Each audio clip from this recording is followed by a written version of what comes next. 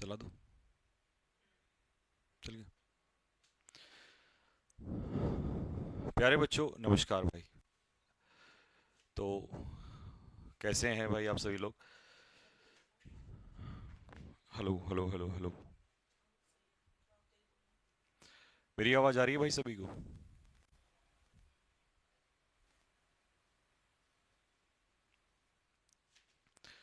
एक बार कमेंट में लिख के बताना क्या मेरी आवाज़ आ रही है सभी को?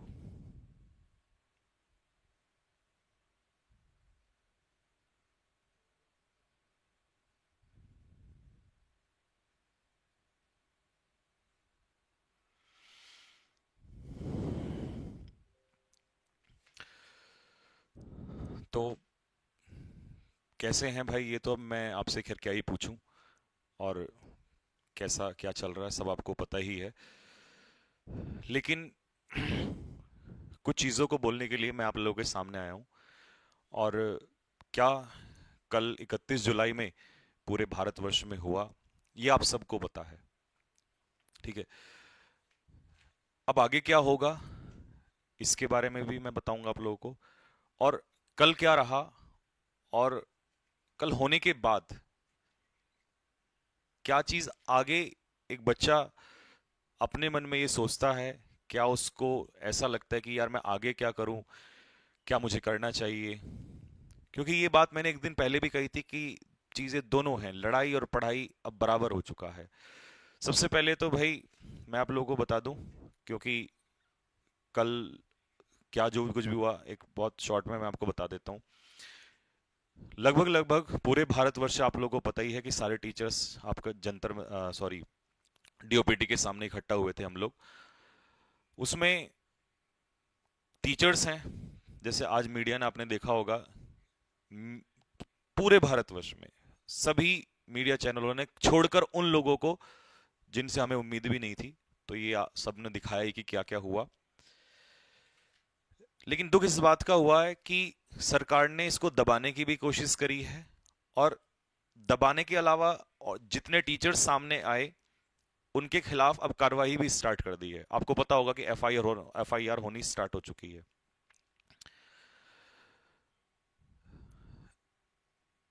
मैंने एक दिन कहा था कि अगर आज आवाज नहीं उठी तो वो दिन दूर नहीं है जब गुलामी की जंजीरें हमारे पैरों में डाल दी जाएंगी।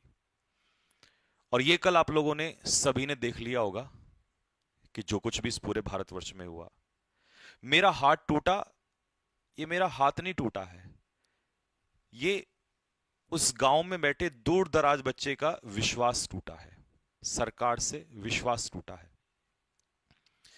ये उस बच्चे की उम्मीदें टूटी हैं, जो ये उम्मीद लेके हर दिन जगता है कि मैं आज मेहनत करूंगा तो शायद मैं कल नौकरी लूंगा और मेरे परिवार को मैं संभाल सकता हूं। क्या मेरी यहां से इस प्लेटफॉर्म से इस समय पर एक आवाज है, मैं पहुंचाना चाहता हूं सरकार तक कि क्या ये सरकार ये चाहती है कि ये सारे के बच्चे जो मेहनत कर रहे हैं, क्या मांग रहे हैं बच्चे? फेयर, कि एग्जाम फेयर हो, यही तो चीज है इनकी। इनकी डिमांड यही तो है कि एग्जाम फेयर हो, एग्जाम टाइम पे हो। तो क्या ये लोग गलत कर रहे हैं? क्या ये सब लोग पढ़ाई छोड़ के ये कुछ और करने लग जाएं, ये भी गुंडागर्दी करने लग जाएं? जिस तरीके से कल शिक्षकों के साथ व्यवहार हुआ है, हर मंजर मेरे सामने से गुजरा है। टीचर्स, फीमेल टीचर्स तो छोड़िए, इतना दुख हुआ कि पुलिस ने फीमेल टीचर्स पे जो लाठियां चलाई हैं, जो हाथ उठाया है, इससे बुरा समय कभी आ नहीं सकता। कुछ पुलिस वाले वहां पर कह रहे थे टीचर्स को, जब टीचर्स ने कहा कि हमने वर्दियां पहन के छोड़ दी हैं, तो वो कहते हैं कि अगर आप मर्द होते तो वर्दी ना उतारते। मैं उनसे पूछना चाहता हूं आज कि अगर हमने वर्दी छोड़ी है, हमने सिलेक्शन लेके अपनी जॉब छोड़ी है, तो वो इसलिए ताकि तुम्हारे जैसे लोगों के आने वाले बच्चे जो भविष्य है वो वर्दी पहन सकें। और तुम उसमें हमारी मर्दानगी को के बारे में बता रहे हो कि भाई टीचर्स को सिखा रहे हो चीजें। और तुम्हें भी जिसने किस कभी पढ़ाया हो, तुम भी कभी पहुंचे होंगे, तो वो एक शिक्षक ही रहा होगा, और आने वाले समय में याद रखना वो तुम्हारे जो बच्चे हैं ना, वो भी किसी शिक्षक से ही पढ़ रहे होंगे। हमारे खिलाफ एक मुहिम चलाई जा रही है कि ये लोग जो है माफिया हैं, हम माफिया हैं। आपके ही बच्चे, मैं आज खुलासा करूं इस यहां पे सामने, जब हमें पुलिस पकड़ के ले जा रही थी, हमें थाने में रखा गया। आपको पता है वहां पर जो जिन ऑफिसर्स ने ये बोला था उस समय पर, उन्होंने कहा कि आप लोग माफिया लोग हैं। तो मेरा एक सवाल है, जब हम थाने में वहां बैठे, उस थाने में जिसमें हम बैठे, वहां हमसे पढ़े हुए बच्चे थे वहां पर, उनकी आंखों में आंसू थे। बस फर्क इतना है कि वो लोग आवाज नहीं उठा पा रहे थे, क्योंकि उनसे जो बड़े लोग हैं उनके ऑर्डर आ चुके थे। तो जिन बच्चों जो वो सिलेक्शन हुए, मैं तो और सब छोड़ दीजिए, आप ही के डिपार्टमेंट में लोग हैं, और वो जो बच्चे वहां वो जो बच्चे वहां सिलेक्टेड बैठे हैं, आपके थानों में ही जो बच्चे बैठे हैं, तो वो इन्हीं माफियाओं से पढ़ के बैठे हुए हैं। हम माफिया लोग हैं। हमारी आवाज को दबाने के लिए अब आईटी सेल और नेगेटिव चीजें फैलाने शुरू कर दिया है। लेकिन मैं यहां से कहना चाह रहा हूं, ये आवाज ना रुकी थी, ना रुकेगी, आगे भी नहीं रुकेगी। क्या कर लोगे? ज्यादा फांसी लगा दोगे ना हम लोगों को? हमने तो जिस दिन अपनी नौकरियां छोड़ी थी, उस दिन ठान लिया था कि अब हम रुकने वाले नहीं हैं। अगर गलत होगा तो हम उसके खिलाफ आवाज उठाएंगे। हमारे हाथ तोड़े हैं ना, हमें जान से भी मार दोगे तो हम गोली भी सामने सीने पे खाने के लिए तैयार है, पर पीछे नहीं हटने वाले हम लोग। सिर्फ इस वजह से कि हम बच्चों की आवाज उठाने गए थे। क्या गलती है टीचर्स की? और मैं बच्चों से ही पूछना चाहता हूं, और बच्चों के अलावा मैं उनके पेरेंट्स से भी पूछना चाहता हूं, जो टीचर वहां आवाज उठाने गए हैं, या जो टीचर ने आवाज उठाई, जिन्होंने ये लाठियां खाई हैं, जो वहां पर जिनके ऊपर एफआईआर आज हो रही हैं, क्या कमी है उन लोगों को? क्या दिक्कत है उन लोगों को? हम भी किसी के मां के बेटे हैं। हमारे घर वालों पे क्या बीती होगी? तो अगर कल आवाज उठती है और आप लोगों के लिए हम लड़ते हैं, तो वहां पे मैं ये चाहता हूं कि स्टूडेंट से ज्यादा उनके परिवार वाले साथ होने चाहिए। क्योंकि अगर परिवार वाले साथ नहीं है, नौकरी के किसको चाहिए? बच्चे को ही नहीं चाहिए, उसके पूरे परिवार को चाहिए। पूरी फैमिली को क्यों नहीं आती है सामने? आज हम मोबाइल में देख के तो केवल मोबाइल की लड़ाई कब तक लड़ते हैं, डिजिटल लड़ाई कब तक लड़ते रहेंगे हम? और मेरी बात याद रख लेना, आज मैं कल रहूं ना रहूं, लेकिन एक बात याद रख लेना, अगर यही आवाजें दबाई गई और ऐसे ही हम मोबाइल पे देखते रहे, तो गुलामी की जंजीरें हमारे पैरों में फिर से डाली जाएंगी और हम बोल नहीं पाएंगे।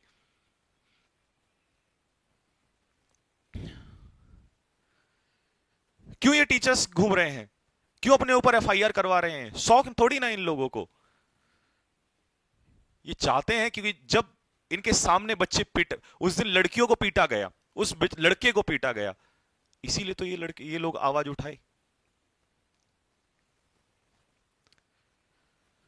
तो मेरी रिक्वेस्ट है सभी बच्चों से कि अगर आने वाले टाइम पे जो भी सभी लोग डिसाइड करते हैं,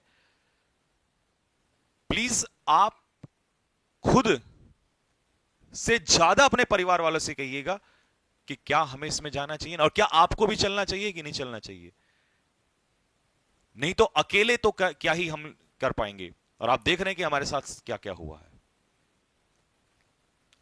मैं फिर से कह रहा हूं, मुझे नहीं पता, आज शायद कल से पहले मैं ये बात ना बोलता, लेकिन मैं आज खुलेआम कह रहा हूं, मुझे नहीं पता कि कल मेरे साथ क्या हो, और मेरे जैसे ऐसे हजारों शिक्षक हैं जो आवाज उठाएंगे, उनके साथ क्या हो। सच बता रहा हूं, मैंने सब देख लिया है, सब कुछ पता चल गया है कि ये क्या चल रहा है। सरकार नहीं चाहती है आवाज उठाई जाए। आज आवाज उठाना इतना गुनाह हो गया है। हम लोग माफिया थे, हम प्रोटेस्टर से। कुछ ने तो ये भी फैलाया है, मतलब कुछ क्या, ये आईटी सेल ही चल रहा है कि, और जो एफआईआर है उनमें ये लिखा गया है कि ये वहां पर प्रदर्शनकारी थे। हम प्रदर्शनकारी हैं। साथियों, एक बात याद रखना, अगर आज ये आवाज दबी और अगर आज आप साथ खड़े नहीं हुए, एक दौर आएगा, एक समय आएगा, और वो बहुत जल्दी आएगा, जिस दिन आपके लिए कोई आवाज नहीं उठा पाएगा। और फिर हम पछताएंगे कि काश हमने आवाज उठा लिया होता। अगर हमारे बुजुर्गों ने लड़ाई लड़ी तो हम क्यों नहीं लड़ सकते? क्या हमारी मांगे गलत हैं? क्या हम कोई गलती कर रहे हैं? तो मेरे भाई, आज भी वक्त है। ये घर पे बैठ के वीडियोस, रील्स, इन सबको देखना ये बहुत आसान काम है, लेकिन अपने खिलाफ हुए अन्याय को, उसके खिलाफ आवाज उठाना, इसके लिए बहुत साहस चाहिए, और वो साहस तुम्हें पैदा करना पड़ेगा। और कहते हैं कि अत्याचार करने वाले से ज्यादा बुरा वो होता है जो अत्याचार को देख रहा है। अगर महाभारत में द्रौपदी के साथ दुर्योधन ने गलत किया तो सजा केवल दोस्त दुर्योधन को नहीं मिली, जितने भी लोग साथ में थे ना, जो वो तमाशा होते हुए देख रहे थे, उसकी सजा सबको मिली थी। तो मेरे भाई, मैं यही कहूंगा कि हमने पढ़ना भी है, लेकिन इन चीजों के खिलाफ आवाज भी उठानी है। आवाज उठाने से डरना नहीं है। और मैं नमन करता हूं उन सारे शिक्षकों को जिन्होंने पूरी जान लगाई इस चीज के लिए, और आज भी वो पूरी जान लगा रहे हैं मेरे भाई। नहीं तो क्या जरूरत पड़ी है भाई उन लोगों को? वो भी तो अपने महलों में बैठ सकते हैं, लेकिन उन्होंने वो रास्ता नहीं चुना। तो इसीलिए ये फर्क नहीं पड़ रहा है कि मेरा हाथ टूटा है, किसी को चोट लगी है, क्या है। इससे ज्यादा आपका भविष्य टूट रहा है, और हम अब चुप नहीं बैठ सकते।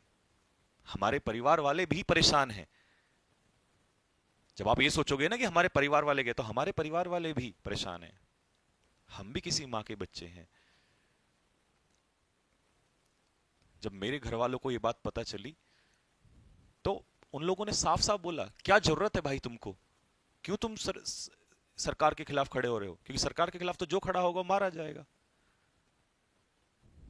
आपको पता है कि एक मां का दर्द क्या होता है?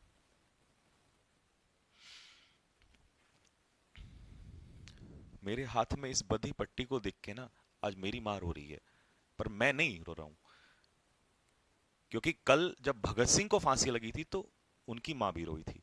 पर अगर हम पीछे हट गए ना दोस्त, तो ध्यान रखना, लड़ने के लिए कल कोई और नहीं आएगा। इस बात को ध्यान से सुन लेना। अगर कभी भी आह्वान आपको किया जाता है अपनी आवाज को उठाने के लिए, तो आपको सभी को आना पड़ेगा। और चाहे लड़का हो या लड़की हो, सबको साथ आना पड़ेगा, क्योंकि हम आप लोगों के लिए लड़ रहे हैं। आपने देखा ना कल कितना बुरा हाल हुआ। तो मेरे दोस्त, ये लड़ाई थी, ये लड़ाई है, और ये लड़ाई रहेगी। अगर कोई ये सोचता है कि हमारे हाथ तोड़ के, हम पे एफआईआर करके हम शांत बैठ जाएंगे, हम अपनी जान दे सकते हैं, लेकिन पीछे नहीं हट सकते, चाहे कुछ भी हो जाए। और अब तो बिल्कुल नहीं हट सकते, क्योंकि लास्ट होता है इंसान को मौत का डर। अब हमें नहीं रहा है उस चीज का। क्या कर लोगे हमारा? मार दोगे? मार दो। आज हमें मार दोगे, कल किसी और कोई और हमारे जैसा आएगा। पीछे नहीं हट सकते हम इस चीज को।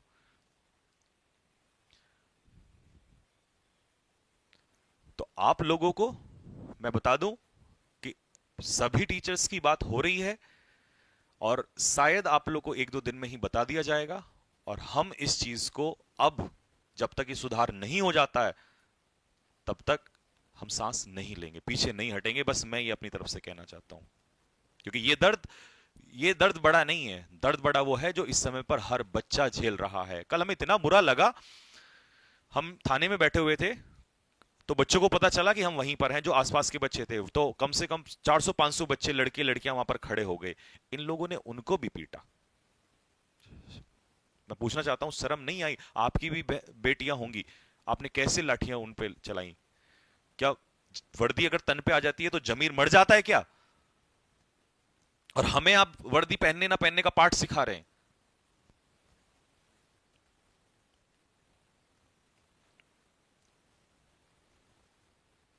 Shame on the government and shame on these people. तो भाई, बस ये सुन लो कान खोल के कि हम पढ़ाएंगे भी, और हम इस लड़ाई को भी लड़ेंगे। हम पीछे नहीं हटेंगे, किसी चीज के लिए नहीं हटेंगे।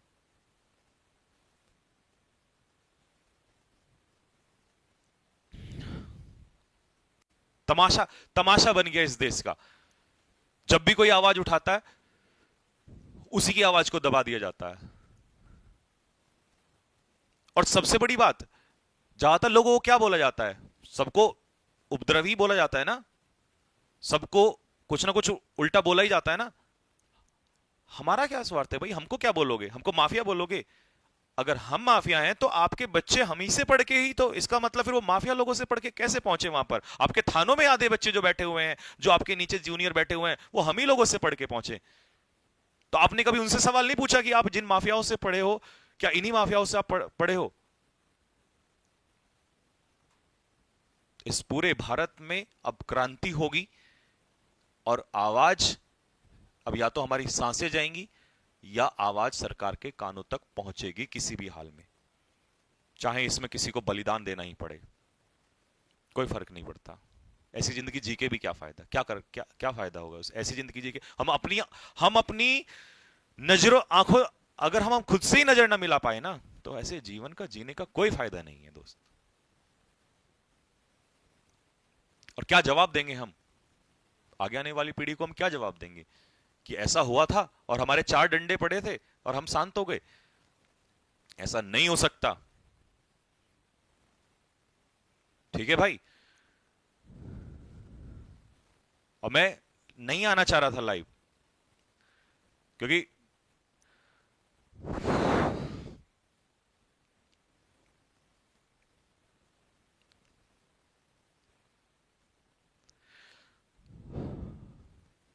मेरी दादी घर में बैठ के ना, गांव में, उनको पता चला, उन्होंने देखा, वीडियो दिखाई होगी किसी ने, वो मुझसे कहती है कि तुझे मेरी कसम है, अगर तू अब निकला घर से बाहर, हम तुझे खोना नहीं चाहते।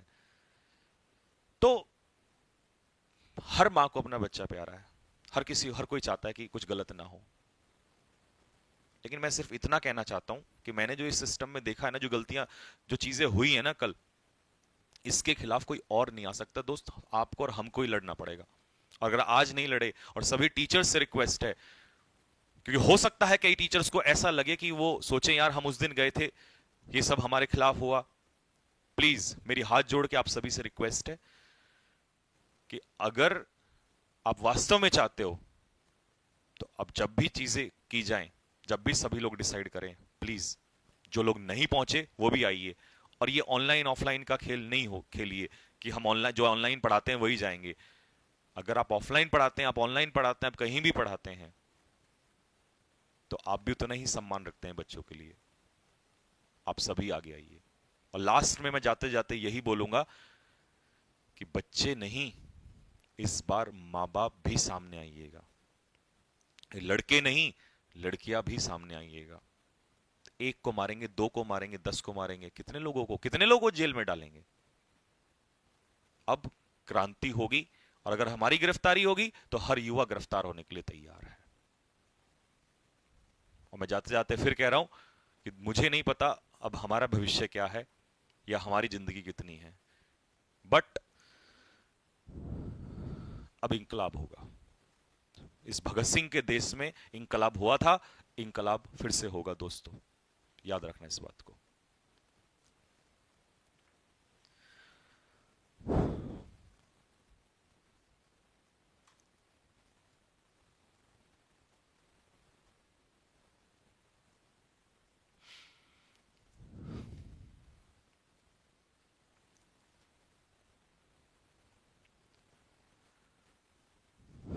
ठीक है, ठीक है भाई, जैसा भी होगा अब आप लोग के सामने अपडेट देंगे, आपको बताएंगे। ठीक। और नवीन सर का कई बच्चे पूछ रहे थे, नवीन सर ठीक है, लेकिन ये ऐसा नहीं है, आपको पता है कि हम लोगों में ऐसी आदत है नहीं कि हर बंदा आके वीडियो बनाए। ठीक है। तो क्योंकि आप लोगों का, बच्चों का, सबका इतना प्यार था, इतनी सारी चीजें थी कि भैया क्या है कैसे हैं, तो इसलिए फिर मुझे ही आप लोग के सामने आना पड़ा। ठीक है। तो ठीक है भाई, बस यही मैं कहना चाहूंगा। बाकी आप लोग के हाथ में है सब कुछ, हमारे हाथ में कुछ नहीं है। हम बस आप के लिए आगे खड़े हैं, सब कुछ आप ही के सामने है।